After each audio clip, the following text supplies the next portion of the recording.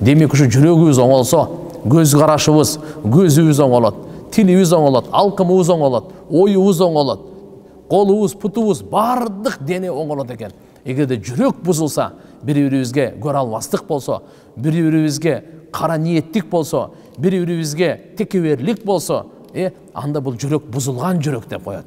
Ал оңолгон жүрөк кандай? Нурланган жүрөк кандай? Алла сүйгөн жүрөк кандай? Ал жүрөк бардык нерседен таптаса. Hazret Anas radıyallahu anhu Peygamberimiz Muhammed aleyhisselam aytпады беле? Ya bunayya, ey oğulçağım Anas. İn qadarta an tusbiha aw tumsiya ve laysa fi qalbika ghish fa'al.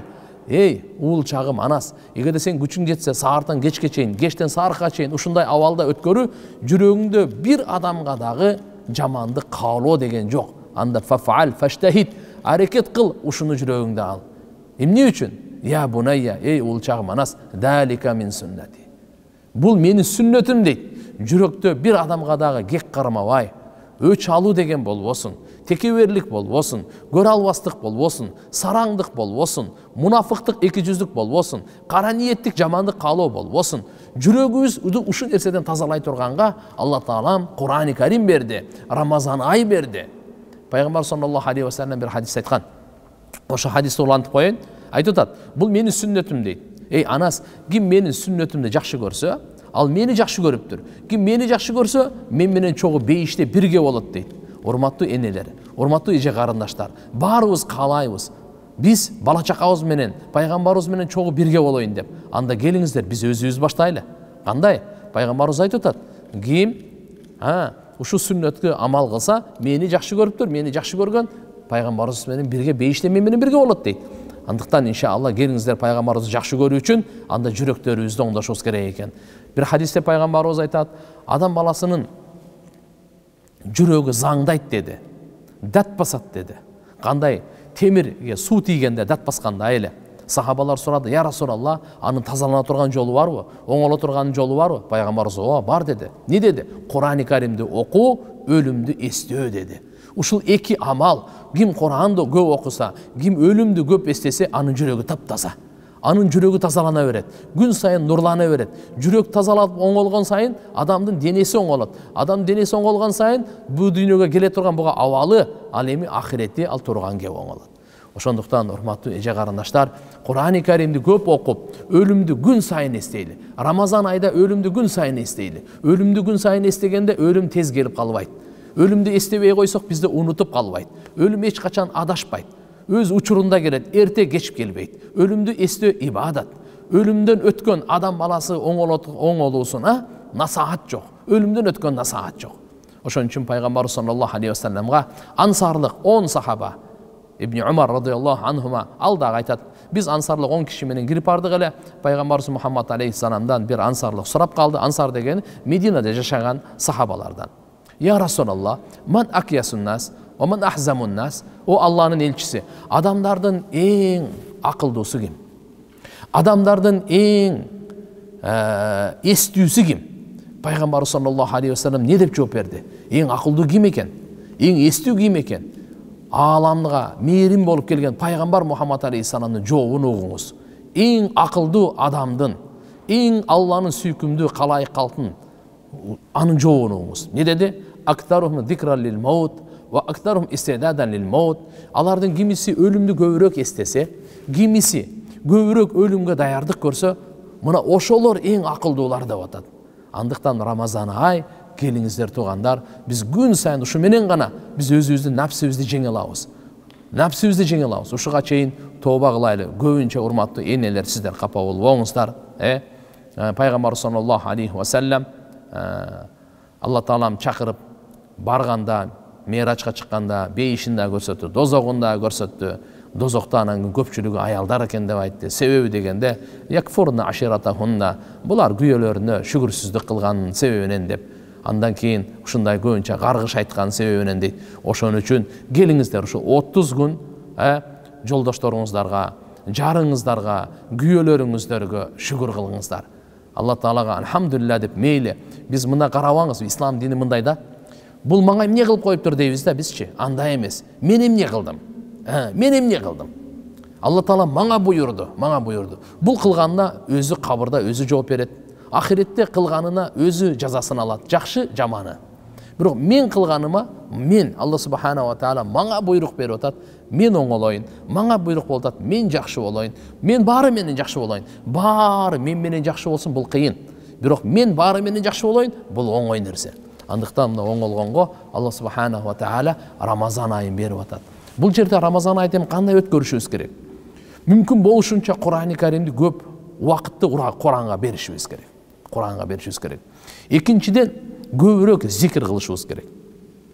Да бош убак барбы? Көбүрөөк дуа кылыш. Саарлык учурда өзгөчө дуа кабыл болот.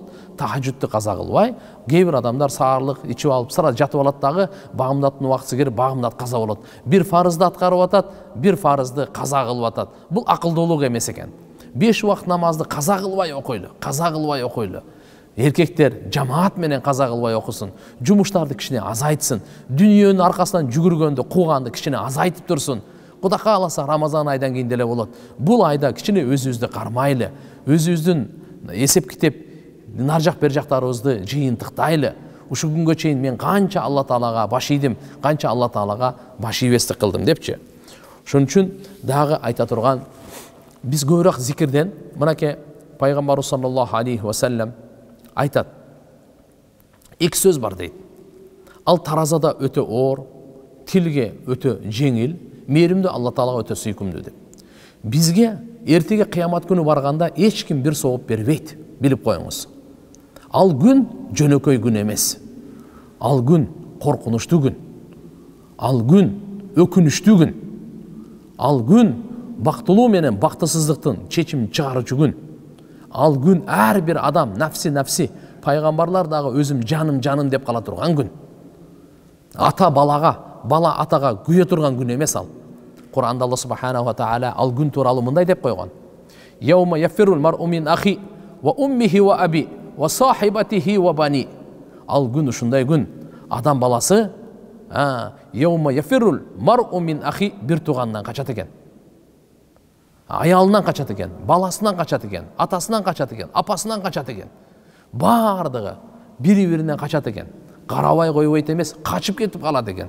Бир сооп бер деп баласы келсе, бербейт экен апасы. Апасы сураса, баласы бербейт экен. Бир сооп эч кимге бербейт. Ошондо көрөбүз, көз чачыраганда бир соопко муктаждыгыбызды көрөбүз, сооптун канча керектиги бар экен. Бирок тилекке каршы дайым айтабыз туугандар, Ислам дини жалгыз эле ибадаттын дини эмес, мамиленин, жакшы кулк мүнөздүн дини. Пайгамбар саллаллаху алейхи ва саллям сахабаларын сурап атпайбы? Сиздер билесиңерби, муфлис деген ким деди? Сахабалар айтты, ооба, анын акчасы жок, динар, дирхамы жок. Ошо муфлис деп айтат, банкротко учурап калган. Пайгамбарыбыз айтты, жок деди. Не деди? Муфлис деген эртеге кыямат күнү көптөгөн соопторду алып барат. Намазы, орозосу, зекети, ажылыгы, умрасы, садакасы, кайрымдуулугу, жана башка көптөгөн соопторду алып барат. Бирок бу дүйнөдө туруп укук ээлеринин укугун берген эмес, укугун тебелеген.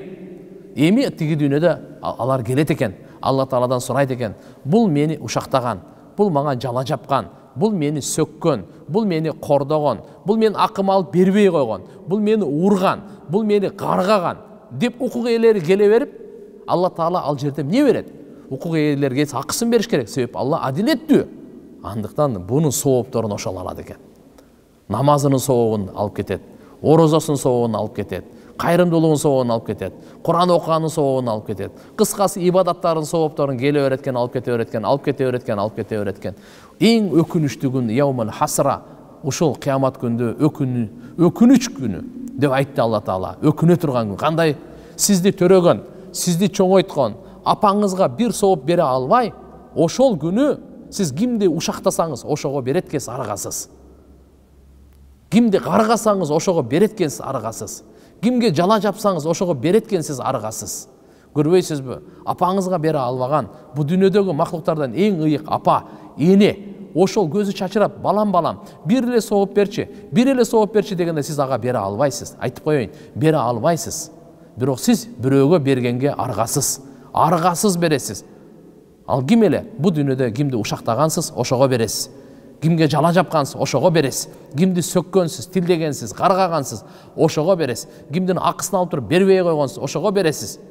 Мына туугандар, ошон үчүн бүгүн биз тууган азыр алхамдулилля тирүү кезибизде укук ээлерин акыларын берип коелу. Бирөөнүн акысына кирип кеткен болсо кечирим сурап коелу. Телефондон болсун, жүздөшүп болсун, мен сени ушактап койдум эле, мен сага жала жаап койдум эле, жалган күбөгө өтүп койдум эле, мен сени каргап койдум эле, кечирип кой деп кечирим сурап, аны тазалап алайлы. Бирөөнүн акысын алып койгон болсок, берейли. Бергенге мүмкүнчүлүк болсо, телефондон болсун, кечирим суратып, убакыт алып, бишти бүтүрөйлү. Болбосо туугандар, эртеги кыямат күнү жөнөкөй күн эмес экен. Жөнөкөй күн эмес экен. Мынакей Рамазан айга биз тооба менен кирип, Рамазан айга тазалык менен кирип, Рамазан айга оңолуу ниет менен кирип, Рамазан айда эгерде ушундай бир орозо тута турган болсок, билесизби кандай чөйрө болот? Билесизби Рамазан айдын касиети бизге кандай насип болот? Нуру кандай насип болот? Алла бизден канча ыраазы болот? Алла бизден канча ыраазы болот? Орозо туткан кишинин уйкусу ибадат. Унчукпай жүргөнү тасбих дейт. Момундун ырыскысы Рамазан айда көбөйөт дейт. Сөзсүз дуасы кабыл болот дейт. Бул таң аткандан баштап күн батканга чейин 70 000 периште орозо туткан кишиге, энеге, кызга, карындашка истигфар кылат дейт. Элестетиңиз, бир периште эмес, 10 периште эмес, 70 периште эмес, 70 000 периште сиз үчүн дуа кылып атса, 70 000 периште сиз үчүн Алла Тааладан кечирим сурап атса, не деп? Я Алла, ушунун күнөөсүн кечир, ушунун күнөөсүн кечир, ушуга мээримдүүлүк кыл, ырайымыңа бөлө деп. Кандай деген улуу касиет. Ошондуктан биз биринчиден иншалла жакшы азыркына ниет кылайлы, анан эстегенде аялдар таравихти үйдө окуш керек. Мечиттерге келбеңиздер кечкурун. Сиздер үйдө окуңуздар. 20 рекет үйдө окуш керек. Бул Рамазан ай. Ар бир саждага билесизби канча сооп аласыз? 1500 сооп аласыз. 1500 соопту ким берет? 1500-дү. Сиз садака берсеңиз бир сооп аласыз.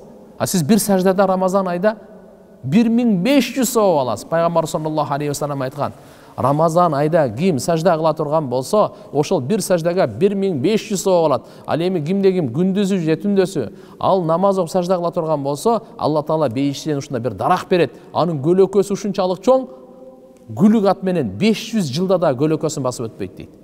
Мынандай касиеттүү Рамазан айда турабыз. Ошон үчүн мүмкүн болушунча макру убакыттан башка убакта каза намаздарыбызды кошо окуйлу. Урматтуу энелер, урматтуу эже карындаштар, Алла Таалам балагатка толгондон кийин бизге фарыз кылган намазды. Эми намаздын ичинде казалары бар. Анан таравих өзүнчө 20 рекет окуйсуз, өзүңүз жалгыз эле. Бир сүрө билсеңиздер, ошо сүрөнү кайталай бериңиз. Ар бир тамгасына 100 сооп аласыз. Билесизби? Ар бир тамгага 100 сооп аласыз. Пайгамбар саллаллаху алейхи вассалам айткан, кимде ким Кур'ани Каримде окуй турган болсо, ар бир тамгага 10 сооп алат. 10 сооп кайсы ал? Намаздан сыртка 10 сооп аласыз. Алиф лам мим, мен бул алиф лам мимди пайгамбарыбыз айткан, алиф өзүнчө тамга, лам өзүнчө тамга, мим өзүнчө тамга, үчөөнү 30 сооп өзүнчө аласыз. Бул дараты жок окусаңыз. Хазрет Али разияллаху анху айткан, эгерде кимде ким намазда окуй турган болсо, сүрөнү ар бир тамгага 100 сооп алат. Отуруп окусаңыз 50 сооп аласыз. Эгерде көбүнчө энелерибиз чарчап калат таравихте, анда отуруп окуй бериңиз. Анда 50 сооп аласыз. Намаздан сыртка окуй турган болсоңуз, анда дарат менен окусаңыз 20 сооп, даратсыз окусаңыз 10 сооп. Даратсыз Куранды окусак дагы ошого 10 сооп береткен ар бир тамгага. Дарат ала турган болсок 2 эсе 20. Намаздын ичине кирсеңиз 100, отуруп окусаңыз 50. Ушундай касиеттүү айда биз кантип анан Куран окубай, намаз окубай өткөрүп беребиз? Эгерде биз амал менен алек боло турган болсок, ушактаганга убакыт болбойт. Бирөөнү жамандаганга, бирөө менен талашканга, бирөө менен айтышканга, бирөөгө сын такканга бизге убакыт болбойт. Бизде себеби убакыт жок. Ушундай дешибиз керек. Бизде убакыт жок. Анткени мен дин илимин алайын, мен хадис окуйун. Үйдө таалим кылыңыздар. Үйдө кандай таалим? Фазаил амал, Рияз салихин, момундардын бакчасы деген. Ушул Рамазан айда баштан аягына чейин окуп бүтүңүз. 2 китепти тең, мынакей китеп окуйбуз. Куран окудук, Курандан кичине чарчап калдык. Акырын жаап туруп, апке момундардын бакчасына алып келчи. Кызыңызга окутуңуз, өзүңүз угуңуз. Балаңызга окутуңуз, өзүңүз угуңуз. Өзүңүз окуп бериңиз. Эгерде атасы окуп бере турган болсо, нур үстүнө нур. Үйдө кезек менен. Bir hadисти 3-3 окуңуздар. Мына Рамазан айды кандай өткөрөйлү? Үйдө берекелүү, ынтымактагы, нурдагы периштелер толот. Алла разы болот. Алла субханаху ва таала ушунчалык разы болот. Аны сиз мен элестете албайбыз. Ошондуктан келиңиздер, урматтуу энелер, эже карындаштар, биз Рамазан айды колдон чыгарбай, бул сооптун сезону болуп атат. Ошон үчүн иншалла көп дуа кылып, өткөндөргө да пайгамбарыбыз айткан, эгерде мен үммөтүм Рамазан ай эмне экенин билгенде, жыл бою Рамазан болсо экен деп таманна кылмак дейт да. Ушулар арзу кылмак, ушулар тилемек, ушу жыл бою эле Рамазан эле болуп тура берсе экен депчи. Карабайсызбы, ушундай касиеттүү ай келет, касиеттүү ар бир саатына эмес, минутасына күрөшөйлү. Ар бир минутада биз өзүбүз өсөйлү. Тазаланууда, адеп ахлакта, ахиретке даярдануу, баардык нерседе өсөйлү.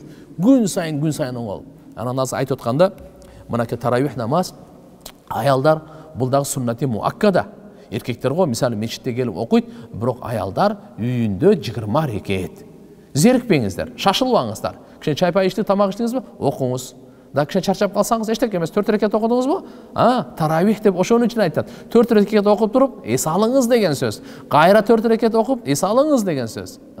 Меккеде 4 рекет окуйт эле дагы, таваф кылышат эле. Андан кийин 4 рекет таваф кылышат эле. Эс алат эле да? Ошон үчүн мынакей таравих намаздагы зикирлер, намаздын дуалар, бу саждалар өзгөчө бул. Ошого көбүрөөк аракет кылайлы. Оз ачарлык кыла турган болсок, машаалла, бунун сообу эми кандай? Пайгамбар саллаллаху алейхи ва саллям айтат, бул Рамазан айда кимдин ушу оз ачарлык кылып, кимдин оз ачарлык кыла турган болсо, ага канча сооп берилет? Ага биринчиден күнөөлөрү кечирилет деди. Экинчиден тозоктон кутулат деди. Куткарылат. Үчүнчүдөн канча сооп ала турган болсо, орозо туткан киши же аял ошондон эч кандай кемитпестен туруп, ошончо сооп алат дейт да. Ошондуктан иншалла келиңиздер, баарыбыз мүмкүн болушунча оз ачарлык кылайлы. Эгерде пандемия болуп калса, машаалла, тыйынын берип койсок деле оз ачарлыктын сообун алабыз. Продуктасын берип койсок деле оз ачарлыктын сообун алабыз. Тамагын жасап берсек деле оз ачарлыктын сообун алабыз. Пайгамбар саллаллаху алейхи ва саллямга сахабалар айтты да, ал убакта жокчулук болчу. Я Расулулла, ар бирибиздин кудуретибиз жетпейт мындай оз ачарлык кылып, кишинин курсагын тойгозуп. Пайгамбарыбыз айтты, буга Алла Таала ушунчалык берешен, мээримдүү, ушунчалык жоомарт, ким бир уртам суу менен дагы озаштыра турган болсо, ошого да ушу соопту бере берет. Бир курма менен озаштырсаңыз, ушуга дагы сооп бере берет. Бир уртам сүт менен дагы Алла субханаху ва таала ушу соопту бере берет дейт. Эми бир уртам суу деген не бул? Демек буну бизди үммөттү Пайгамбар саллаллаху алейхи ва саллям кайрымдуулукка үйрөтүп атат. Мейман достукка үйрөтүп атат. Берешендүүлүккө үйрөтүп атат. Рамазан ай сабак бере турган ай. Мынакей. Биз не нерсе, кандай нерселерди үйрөнүшүбүз керек? Мына ушул нерселерди үйрөнүшүбүз керек экен. Алла менен сүйлөшкөндү үйрөнөйлү. Алланы эстегенди үйрөнөйлү. Аллага шүгүр кылганды үйрөнөйлү. Аллага каниет кылганды үйрөнөйлү. Өзүбүз сабыр кылып, тамак жебей, чай ичпей отурабыз. Кичине ысып, кичине баш ооруп калды, кичине азмаз, эчтеке эмес. Кыжалат болбоңуз. Ахиреттин баш оорусунан кутуласыз. Ким бу дүйнөдө Рамазан айда орозо тутуп баш оорудан кичине кыйналса, ахиреттин баш оорусунан кутулат ал. Бу дүйнөдөгү чаңкоо эчтеке эмес. Кичине чаңкаса чаңкайлы. Бирок өлүмдүн алдындагы чаңкоодон, ахиреттин чаңкоосунан Алла Таала ушу Рамазан айда сиз чаңкаганыңыздын берекесинен куткарып коет. Бул не деген кеп? Ошон үчүн Алла субханаху ва таала бул касиеттүү Рамазан айда орозону фарыз кылып, мен сиздерге мынакей дагы кайсы нерселерге иштешибиз керек. Баягы өзүбүз оңдоп иштесек, биз канчалык нурлансак, үй бүлөбүз ошончолук нурланат. Ошончолук оңолот. Мен канчалык адеп ахлактуу болсом, ошончолук менин аялым, бала чакам, ата-энем, бир туугандарым менен пайда алат.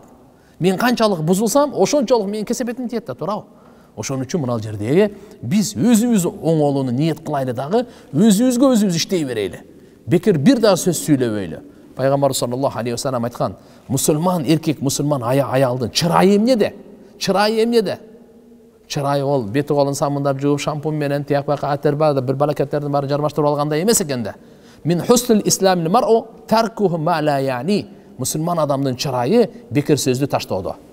Биз качан бекер сөздү таштасак, бекер ишти таштасак, жомок момокторду таштасак, акыйкатка келсек, убакытты текке өткөрбөсөк, мына ошондо Алла субханаху ва таала бизге улуу соопторду берет. 5 убакыт намаз жана андан башка нафил намаздарды дагы, ишрак намазды окуйлу.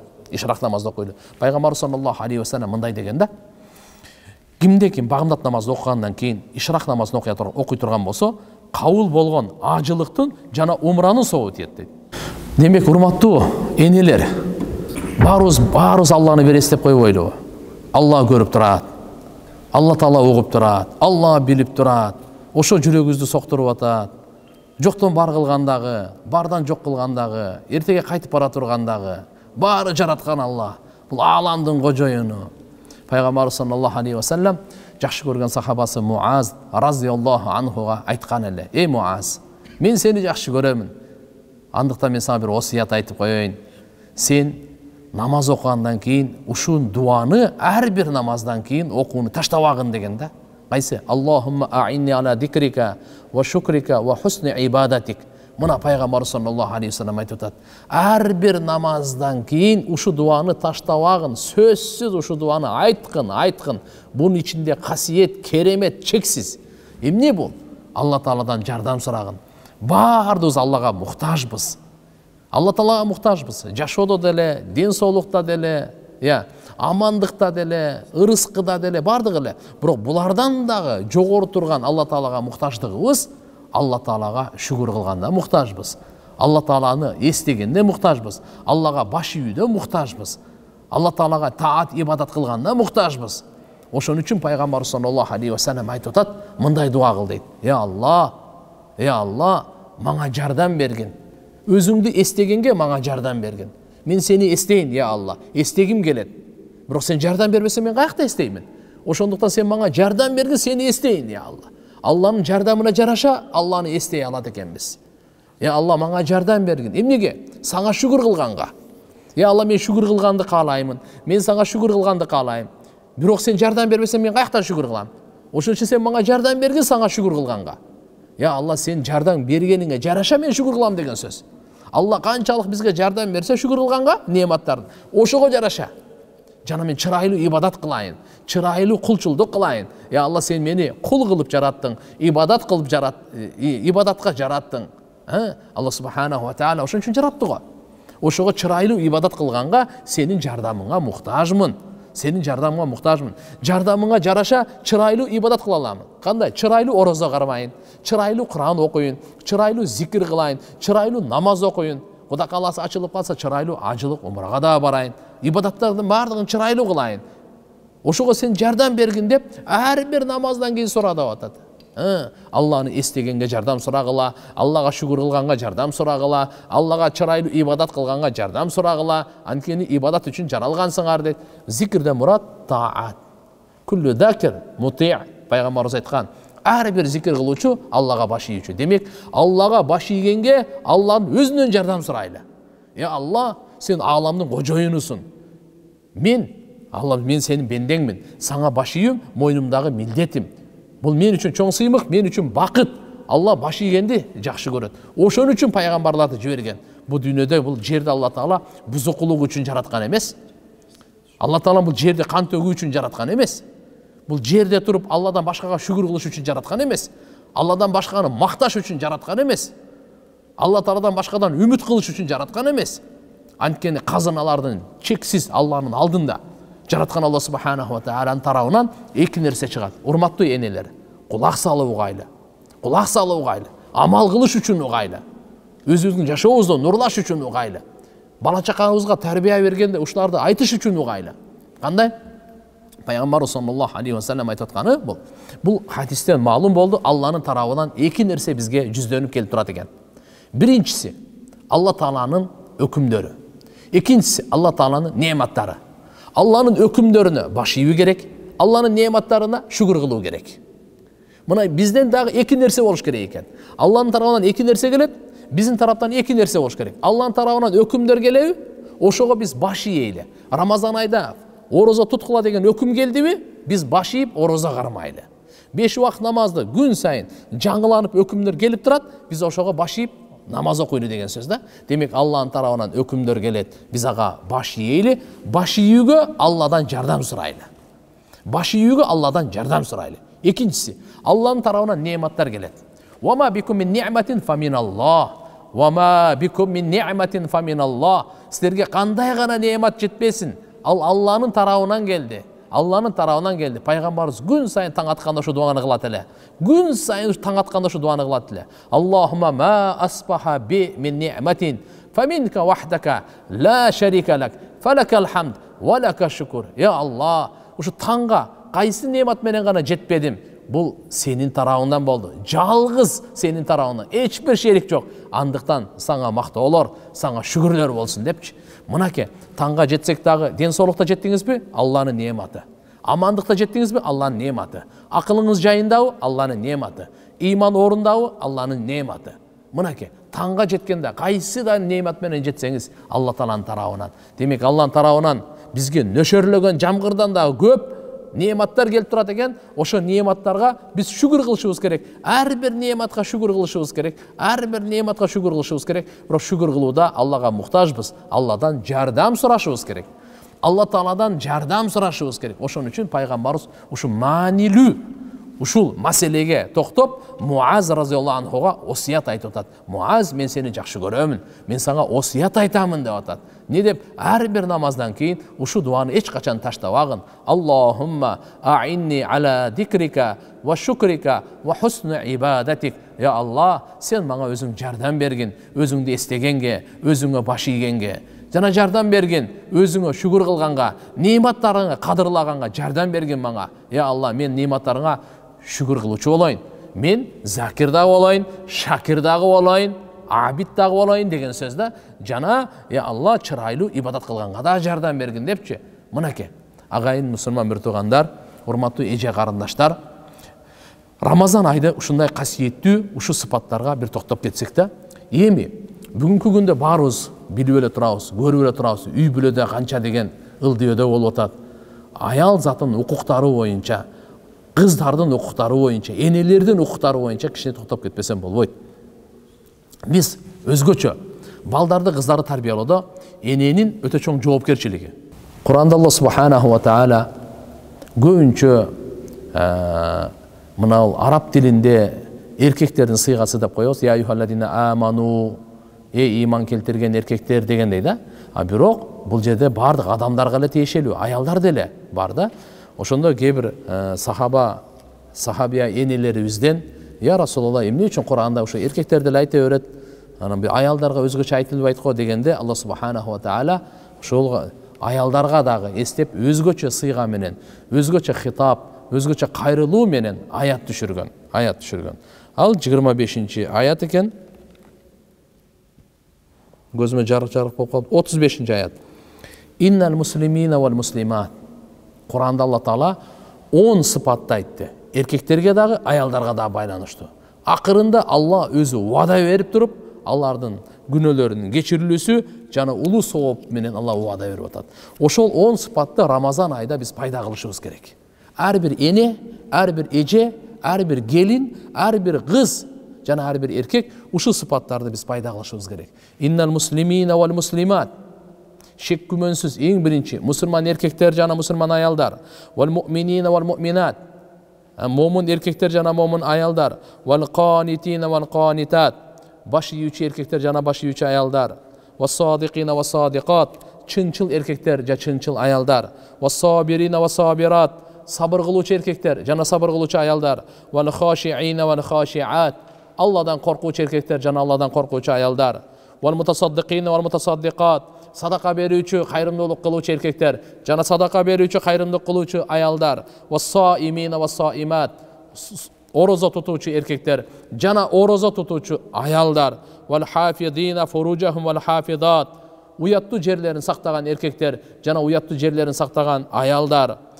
Ва дакирин Аллаха катира ва дакират. Алланы көп эстеген эркектер жана Алла Тааланы көп эстеген аялдар. Мына 10 сыпатты Алла Таала айтып, а'аддаллаху лахум магфирата ва ажран азима. Алла Таала ушуларга кимде ушу сыпаттар боло турган болсо, ал кул болсун, капкара болсун, аз жашасын, бала чакалуу болбосун мейли. Кимде ушулар боло турган болсо, Алла Таала алардын даражасын көтөрөт экен, алардын күнөөлөрүн кечирет экен. Билип коюңуз, бу дүйнөнүн бактылуулугу, күнөөнүн кечирилүүсү, ахиреттин бактысы, бактылуулугу дозоктун отунан котулуп, бейиштен орун алуусу. Faman zuhsiha anin nar wa udkhilal janna faqad faz. Kim dozoктун отунан куткарылса, бейишке киргизилсе, мына чыныгы ийгиликке жеткен ошол, бактылуу болгон ушу, кутулган ушул деп айтат Куранда Алла Таала. Андыктан урматтуу энелер, эже карындаштар, мына жараткан Алланын кайрылуусу, бул Кур'ани Карим, Алланын каламы, Алланын сөзү, пайгамбардын сөзү эмес. Пайгамбарыбыз саллаллаху алейхи ва салламдын бул сөзү эмес, Алланын сөзү. Бул жерде мына 10 нерсени айтып атат. Биринчи мусулман деп кимди айтабыз? Пайгамбар саллаллаху алейхи ва саллам исламды көбүрөөк ар жерде чечмелеп бергенде, бир жерге эки жерге эле токтоп кетейин. Мусулман деп Жабраил алейхиссалам исламды сураганда, пайгамбарыбыз мынандай деп жооп берген: "Ахбирни, я Мухаммад, ахбирни анил ислам." Ey Muhammed, İslam'dan кабар берчи дегенде пайгамбарыбыз айткан: биринчи Алланын башка сыйынууга ылайыктуу зат жок экенине күбөлүк берүү, Мухаммад саллаллаху алейхи ва саллам элчи экенине күбөлүк берүү, экинчиси 5 убак намаз, андан кийин орозо, зекет, ажылык. Мынаке ушу исламдык айткан. Эми башка жерде хадисте пайгамбарыбыз айтат: "Ал муслим ман салимал муслимуна мин лисанихи ва ядихи." Мусульман чыныгы ким? Анын колунан тилинен башка мусульмандар ыза тартпаса, зыян чекпесе, саламатта болсо. Эмне үчүн башка мусульмандар? Мусульман эместер зыян тартса боло береби десе, жок. Мусульмандын чөйрөсүндө болгон хадис айтылган. Болбосо бул жерде кээ бир риваяттарда келет. Мусульман чыныгы ким? Анын тилинен колунан бардык адамдар зыян чекпесе, саламатта болсо ошол. Эми кайсы эженин, кайсы эненин, кайсы карындашыбыздын тилинен, колунан башкалар зыян тартпай турган болсо, кайнененин колунан келиндин тилинен кайнене булбой турган болсо, мына чыныгы мусульман экен. Ушуну биз алып келишибиз керек экен жашообузга. Орозо айда ушу мүмкүнчүлүк өтө жеңил, Алла Таалам жардамы көп. Ушул нерсени алышыбыз керек. Экинчиси, ыймандуу эркектер жана ыймандуу аялдар дейт. Ыймандуу аял деп кимди айтабыз? Пайгамбарыбыз Мухаммад алейхиссаламдан Жабраил периште сураганда: "Я Мухаммад, ахбирни анил иман." Ey Muhammed, imandan кабар берчи дегенде пайгамбарыбыз айтты эле: Аллага иман келтирүүң, периштелерге иман келтирүүң, пайгамбарларга иман келтирүүң, китептерге иман келтирүүң, тагдырдын жакшылыгы дагы, жамандыгы да Алладан деп иман келтирүүң, жана кыямат күнгө иман келтирүүң дейт. Мынаке имандын негизги усулу, негизги фундаменти, негизги ушу эрежеси ушу 6 туугандар. Демек Алла Таалага биз ушуну иман келтирели. Менен жок, мени Алла жараткан, менин жашоом, өлүмүм Алланын колунда, бейишим, дозогум чечүүсү Алланын колунда. Мага канча өмүр берет, канча ырыскы, канча акыл берет, ал Алла Таала өзү билет. Бу Алла субханаху ва таала иман келтиребиз. Бардыгы Алла Тааладан. Аллага мени жаратуучу дагы Алла, жок кылуучу дагы Алла, кайра тирилтүүчү дагы Алла. Аллага иман келтиребиз. Бардыгы Алла субханаху ва таала. Периштелерине иман келтиребиз. Мына мен жалгыз эмесмин. Видео камера барбы жокпу кызыктырбайт. Үйдө дагы мен жалгыз эмесмин. Өзүм болсом дагы периштелер менен бирге. Бу дүйнөдө эле эмес, кабырда дагы бирге. Жан алганда дагы периштелер. Бейишке алып бара тургандагы, дозокко сүрө тургандагы периштелер тугандар. Периштелерге иман келтиребиз. Бул боюнча өзүнчө кенен сабак кылабыз. Мен дагы токото турган жерин айтып кетейин. Периштелер нурани. Булар жешпейт, тамак жешпейт. Тамак жегендик бул айвандык сыпат экен да. Айвандар да барына жейт да, а периштелер жебейт. Биз качан орозо тутканда биз жегенден айвандын сыпаттары менен шериктеш сыпаттан арылат экенбиз дагы. Эмне болобуз? Орозо тутканыбызда периштенин сыпаттарына шериктеш болот экенбиз. А периштелерде ушундай сыпат бар. Алла Таала айтат: "Булар Аллага тоң моюндук кылбайт, буйрулгандарын аткарат" дейт. Мынакей Алла Таалага чыныгы кулчулдук кылган периштелер, нурдан жасалган периштелер, алар Алла Таалага тоң моюндук кылбайт. Мейли. Андан кийин мынакей пайгамбарларга, акыркы пайгамбар Мухаммад алейхиссалам, китептерге, акыркы китеп Кур'ани Каримге иман келтиребиз биз. Мына тагдырга, жакшылык, жамандык Алладан деп иман келтиребиз. Ал эми кыямат, өлгөндөн кийин тирилүү ак деп иман келтиребиз тугандар. Бул эми иман боюнча. Пайгамбар саллаллаху алейхи ва саллам бир жерде мындай деп калды да. Сахаба сурады: "Мал иман, я Расулаллах?" Иман деген эмне деди. Пайгамбарыбыз Мухаммад алейхиссалам мындай деп жооп берди: "Ида сарратка хасанатук ва саатка сайиатук фа анта муъмин." Качан сенин жакшы иштериң сени кубандырып турса, сенин жаман иштериң сени капалантырып турса, кыжалат кылып турса, мына чыныгы момун сенсин. Иман деп ушуну айтат деди. Демек иман деп ушуну айтат дегени биздин жакшы иштерибиз бизди бүгүн курсаан кылып атабы, сүйүндүрүп атабы биздин жакшы иштерибиз? Эми экинчиси, жаман иштерибиз бизди кыжалат кылып атабы? Мен бирөөнү ушактап койдум эле, кыжалат кылып атабы мени? Мен бирөөгө жала жаптым, бирөөгө текеберлендим, бирөөнү кордодум. Ушул мени кыжалат кылып атабы, жокпу? Бүгүн мен багындат намаз каза болуп калды. Ушу мени кыжалат кылып атабы? Бүгүн Кур'ан окуган жокмун. Ушу мени кыжалат кылып атабы? Бүгүн мен дуа кылдым. Ушу мени сүйүндүрүп атабы? Бүгүн мен зикир кылдым. Бүгүн сабак отурдум. Дини китеп окудум. Ушу мени сүйүндүрүп атабы же жокпу? Ар ким өзүбүзгө суроо бербейлиби? Жакшы иштерим мени сүйүндүрүп атабы? Жаман иштерим мени кыжалат кылып атабы же жокпу? Эгерде жакшы иштер бизди сүйүндүрүп аткан болсо, жаман иштер бизди кыжалат кылып аткан болсо, анда иман деп коет ушуну. Жүрөктөгү иман. Пайгамбар саллаллаху алейхи ва салламдан сураганда иман не деди? Мал иман. Пайгамбарыбыз бул хадисти өмүрүнүн ушул аягында кээ бир алымдарыбыздын айтуусуна караганда хаджатул вада коштошуу ажылыгында ушуну учурда айткан дейт. Ал иману, Пайгамбар саллаллаху алейхи ва саллам мындай деп. Мал иман дегенде ас-сабр ва самаха. Сабырдуулук жана кечиримдүүлүк деген да. Иман деген сабырдуулук жана кечиримдүүлүк дейт. Бул эми булдай дегени, эгерде кайсы үйдө сабырдуулук болсо, кечиримдүүлүк болсо, бул үй бүлө эч качан бузулбайт. Бузулбайт эч качан. Кайсы достордун ортосунда сабырдуулук, кечиримдүүлүк болсо, бул достор түбөлүктүү ахиреттеги достор. Кайсы кайнене менен, кайсы келиндин ортосунда сабырдуулук менен, кечиримдүүлүк боло турган болсо, Кудай кааласа булардын ортосунда эч качан шайтан аралай албайт да. Аралай албайт турган, аралай албайт. Пайгамбарыбыз айтып атат, иман деген эмне? Сабырдуулук дейт. Иман деген эмне? Кечиримдүүлүк дейт. Мына үчүн эми айта бере турган болсо көп эле. Демек ушул Рамазан айда ушул сыпаттарга ээ болгонго эркектер дагы, аялдар дагы Алла Таала мүмкүнчүлүк берген. Анткени бейиштин эшиги ачык, жүрөктөр ачык, рахмат эшиги ачык. Оңой эле шайтанды байлап койгон. Шайтанды байлап койду да Алла субханаху ва таала эми элдешип алгыла. Кучакташып бири-бириңерди кечиришип алгыла. Бири-бириңерден кечирим сурап алгыла. Мына ушундай ай берип атат тугандар. Андан кийинки сыпатка өтөлү. Вал qanitina вал qanitat. Qumu lillahi qanitin дейт. Алла Тааланын алдында турганда силер баш ийип тургула, кунт коюп тургула. Бул Алла субханаху ва тааланын алдында баш ийүү бул чоң сыпат экен. Ушуну биз алып келели. Жараткан Алла Таала мен үстүмдө көзөмөлдөп турат деп дайыма текеберленбей баш ийүү, моюн сунуу. Бул бизге чоң сыпаттар экен. Ва садикина ва садикат деп чынчылдык. Рамазан айда убада берейличи. Мен да убада берейин өзүмө. Сиз дагы өзүңүздөргө убада бериңиздер. Чогулуп Аллага убада берейли. Я Алла, Рамазан айда мен калп айтпайм.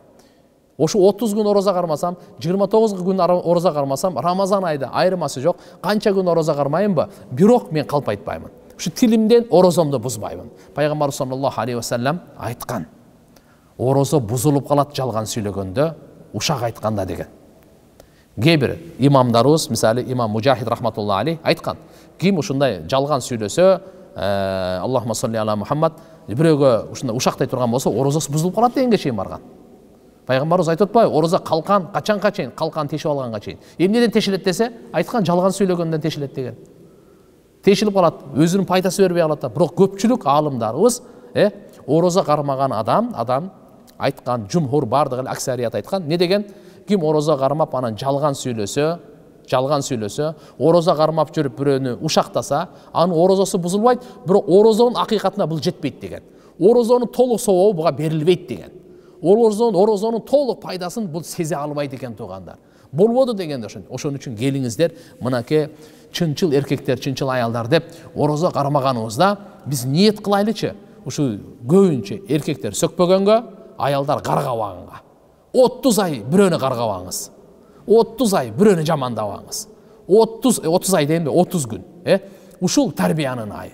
Ошон үчүн да орозобузду толук кимде-ким орозонун толук, Рамазан айдын орозосунун толук пайдасын алам, толук сообун алам, нурун алам деген болсо, анда туугандар мынакей жалган сүйлөгөндөн, калп айткандан сактанайлы. Ва садикина ва садикат, чынчыл эркектер, чынчыл аялдар. Мына тарбиянын учуру. Ва сабирина ва сабират, сабыр кылуучу. Эми сабырды билесиз, Рамазан өзү мынакей орозо өзү сабырды үйрөтүп атат.